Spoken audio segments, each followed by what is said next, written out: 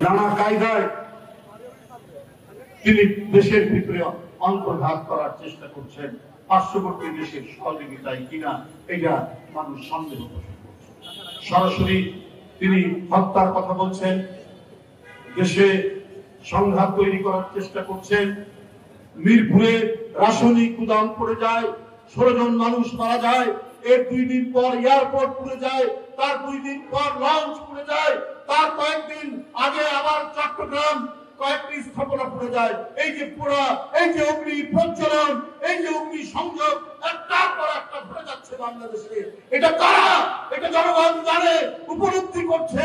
হঠাৎ করে একটি বাড়িতে আগুন ধরলো সে এক কথা, কিন্তু একদিন 2 দিন পর পর বড় বড় স্থাপনা, এয়ারপোর্টের মতো স্থাপনা আগুন ধরছে, পুড়ে যাচ্ছে, ছারখার হয়ে যাচ্ছে।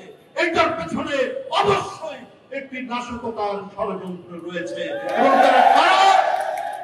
এবং তারা কারা এইটা জনগণ জানে, এইটা জনগণ উপলব্ধি করছে।